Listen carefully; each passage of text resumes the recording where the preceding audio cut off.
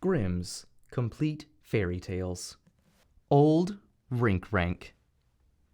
There was once on a time a king who had a daughter, and he caused a glass mountain to be made, and said that whosoever could cross to the other side of it without falling should have his daughter to wife.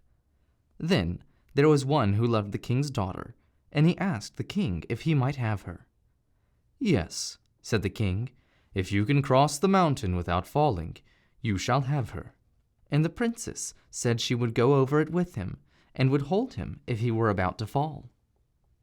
So they set out together to go over it, and when they were halfway up, the princess slipped and fell, and the glass mountain opened and shut her up inside it, and her betrothed could not see where she had gone, for the mountain closed immediately.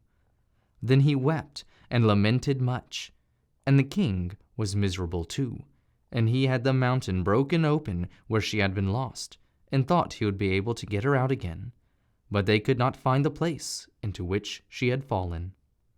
Meanwhile, the king's daughter had fallen quite deep down into the earth, into a great cave. An old fellow with a very long gray beard came to meet her, and told her that if she would be his servant and do everything he bade her, she might live. If not, he would kill her. So she did all he bade her. In the mornings, he took his ladder out of his pocket and set it up against the mountain and climbed to the top by its help, and then he drew up the ladder after him.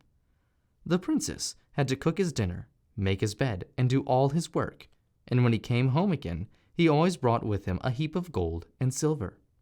When she had lived with him for many years and had grown quite old, he called her Mother Mansrot, and she had to call him Old Rinkrank. Then once, when he was out, and she had made his bed and washed his dishes, she shut the doors and windows all fast, and there was one little window through which the light shone in, and this she left open. When old Rinkrank came home, he knocked at his door and cried, "Mother Mansrot, open the door for me." "No," said she, "Old Rinkrank, I will not open the door for thee." Then he said, "Here stand I, poor Rinkrank, on my 17 long shanks, on my weary worn-out foot. Wash my dishes, Mother Mansrot." "I have washed thy dishes already," said she. Then again he said, "Here I stand, poor Rinkrank, on my 17 long shanks, on my weary worn-out foot. Wash my dishes, Mother Mansrot." "I have made thy bed already," said she. Then again he said, "Here stand I, poor Rinkrank, on my 17 long shanks, on my weary worn-out foot. Wash my dishes, Mother Mansrot." Then he ran all around his house, and saw that the little window was open, and thought, "I will look in and see what she can be about, and why she will not open the door for me." He tried to peep in, but could not get his head through because of his long beard.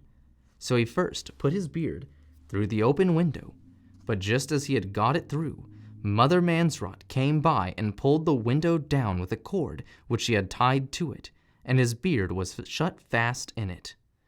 Then he began to cry most piteously, for it hurt him very much, and to entreat her to release him again. But she said not until he gave her the ladder with which he ascended the mountain. Then whether he would or not, he had to tell her where the ladder was, and she fastened a very long ribbon to the window, and then she set up the ladder and ascended the mountain, and when she was at the top of it, she opened the window. She went to her father and told him all that had happened to her. The king rejoiced greatly, and her betrothed was still there, and they went and dug up the mountain, and found old Rinkrank inside it with all his gold and silver. Then the king had old Rinkrank put to death, and took all his gold and silver. The princess married her betrothed, and lived right happily in great magnificence and joy.